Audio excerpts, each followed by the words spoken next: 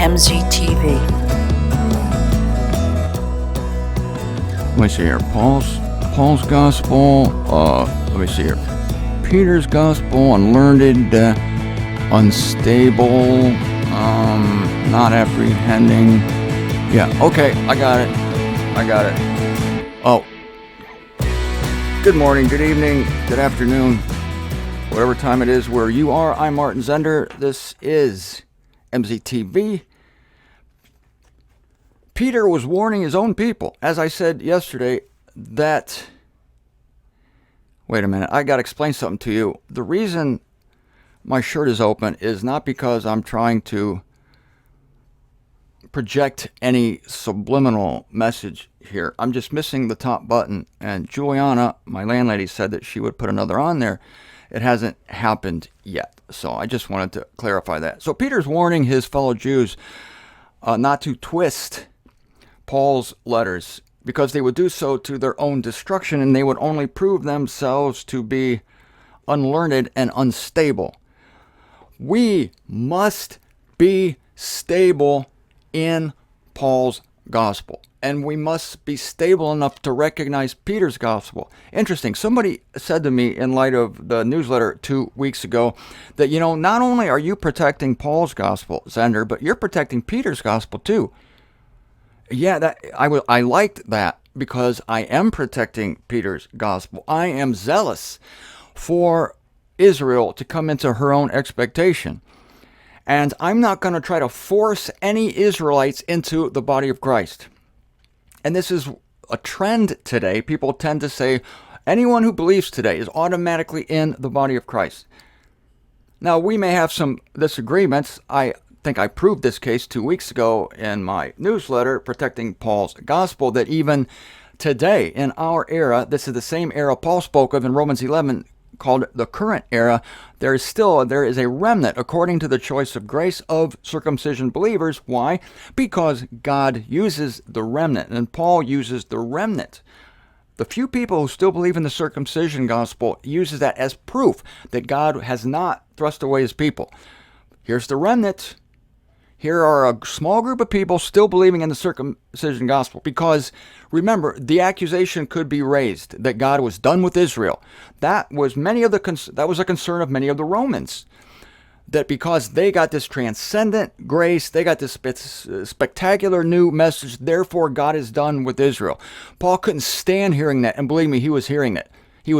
And the nations were becoming prudent in their own estimation. They were becoming wise in their own eyes by saying, well, we're the people now, I guess too bad for Israel. Paul says, no. And he writes Romans 9, 10, and 11 to do away with this argument that God has thrust away his people. As if he's done with Israel, he's going to spiritually fulfill his promises in another people who are not Israelites. And somehow we're going to say that, yeah, that's the same as God fulfilling his promises to Israel. No, it's not. It's not the same at all. This ticked Paul off, and this ticks me off. I am zealous. You're right. I'm zealous for the circumcision gospel. I'm zealous to not put anybody in the circumcision and to force them into Paul's gospel. I tell you in this book that God gives certain people a certain antenna to hear a certain message. The circumcision message is broadcast on an FM bandwidth, wavelength. The uncircumcision on another wavelength. One's AM, one's FM. That's my analogy. And going back to the remnant, if Paul is putting forth the remnant as proof that God has not thrust away his people, and if Paul says this is how it is in the current era, then if we can show that the current era is still going on today, which it is, I prove that in my newsletter, Protecting Paul's Gospel, then therefore the circumcision evangel is legit today. Therefore, if someone totally bleeds for the circumcision, they love the circumcision, maybe they're meant for the circumcision. But certainly in Paul's day, while Peter and Paul are alive, there were people legitimately believing in the circumcision. Who better than Peter himself? So there's no way I'm going to force Peter into the body of Christ. I'm not going to force him. I'm not going to say that his letters, 1st, 2nd Peter, are the same as Paul's letters. I'm not going to tell you that we can dip into Peter's letters as legitimately as Paul's to try to find details of our calling. Not going to tell you that, never will tell you that. And if I'm not going to do that with Peter's letters, I'm not going to do it with the letter of James, not going to do it with 1st, 2nd, 3rd John, not going to do it with Jude, I'm not going to do it with the 4 accounts. Not going to do it. Matthew, Mark, Luke, and John, not going to do it. I'm not going to force the body of Christ into the circumcision. I'm not going to tell you, am I? To start doing the law? To start doubting your salvation? To start waiting and watching lest you be left behind? Lest you be found ashamed? Found wanting? No, I'm not going to tell you that, but neither will I force a circumcision guy into Paul's gospel. Let them have their evangel. It's legit.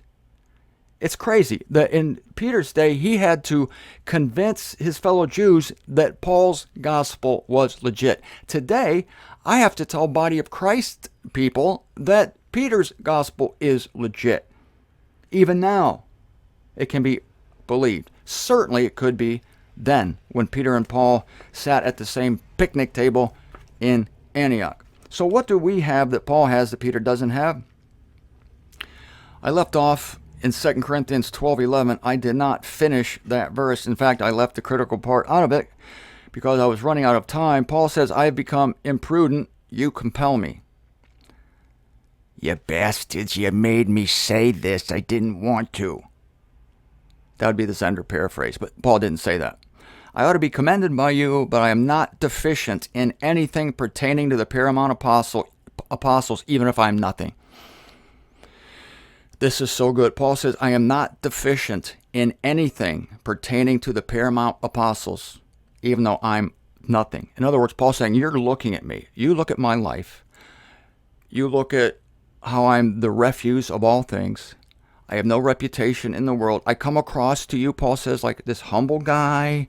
I'm all crediting Christ for everything which is true. Everything I have, I obtained from Jesus Christ. I'm walking around here in 10-year-old clothes. My sandals look like shit. I'm a tent maker for a living. Every city I go to, they want to stone me. I'm in dangers constantly. I have stripes on my back from the Jews and from the nations. And no doubt, it's no wonder, Paul, that you think I'm some kind of frickin' loser. But I got news for you, said Paul. I am, and at the same time, they're looking at the Jerusalem ecclesia, which at the time was probably thriving. They were in headquarters. They were at headquarters, Jerusalem. And they were more respected, Peter was, than Paul. Because Peter had heard from the terrestrial Jesus, whom many people saw, but not many saw the celestial Jesus, not many saw the glorified Christ. So they're going on Paul's word. But you didn't have to take Peter's word because they were eyewitnesses. So he has much better time in Jerusalem, Peter does, than Paul. So poor Paul, and even the nations were beginning to look askance at Paul. Like, oh, poor Paul, too bad you're not as great as those apostles in Jerusalem. God, you could be so great. They're so knowledgeable, Paul. They're over there reading the Old Testament every day. Paul couldn't take it anymore. Finally, couldn't take it anymore. Listen, heathen. I am not deficient in anything pertaining to the paramount apostles, even if I'm nothing. Even if you look at me and see a piece of shit, I am not deficient in knowledge. I could blow those guys away. If I wanted to march into Jerusalem, I could blow them away. This is why. No one on the face of the earth knew more about both evangels than Paul. No one on the face of the earth could explain the circumcision gospel better than Paul. If Peter and Paul had stood together at a podium, Peter himself would defer to Paul to explain the circumcision gospel, let alone his own.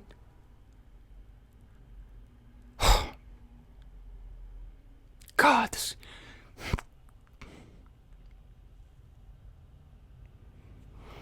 This guy, Paul, was so smart and so superior to any intellect of his day. But he was also so humble and so unassuming, so kind, so caring, that it would be easy to look at Paul and think, what a bumpkin. And Paul says, you've forced me to say this. I know more about Peter's Evangel than even he knows. Of course, Peter was a frickin' fisherman while Saul was flying high in Judaism, studying every day at the feet of eminent teachers, the great Gamaliel. Paul was classically trained. Paul had a vast arsenal of knowledge that was based in both Judaism and the nations. He knew profane literature. He knew sacred literature. This guy was a frickin' genius. Paul was a frickin' genius who was uncelebrated, unheralded. This guy, I contend to you, I know that the author is not noted, this guy wrote the book of Hebrews. This guy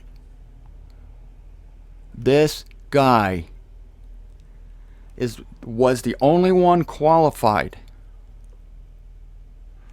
to explain to the Jews what the hell happened to their gospel. What the hell happened to the kingdom?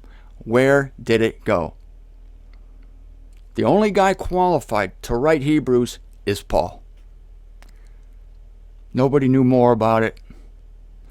And nobody could relate it so well and so intricately and so beautifully with his own evangel and what had happened to him. And our version of Hebrews is Romans, specifically Romans chapter 11. Romans chapter 11 is our version of the entire book of Hebrews. Paul tells us in one chapter what he spent 13, 14, whatever chapters to the Hebrews in the book of Hebrews, explaining what has happened, how the eons have been adjusted. Paul uses that phrase in Hebrews, the eons have been adjusted to accommodate a declaration of God. What he's saying is that his gospel was unprophesied, unseen, unforetold, unheralded, and it becomes now a new message that exists while Israel is on hold, on the back burner, on hold. And of course, the nations think, oh, we're superior now, there's no more Israel. Paul says, no, stop talking like that. You guys are crazy, you're wise in your own estimation. Shut up. God's going to continue to do what he did with Israel. In fact, there's a remnant today even. While you people are flying high, there's still a remnant. Right now, they're in Jerusalem. Peter's of that company. And today, there's still a remnant because we're still in the current era that Paul talked about. For proof of that, go to my article called Protecting Paul's Gospel, CWTF, at martinfender.com. Have a nice weekend.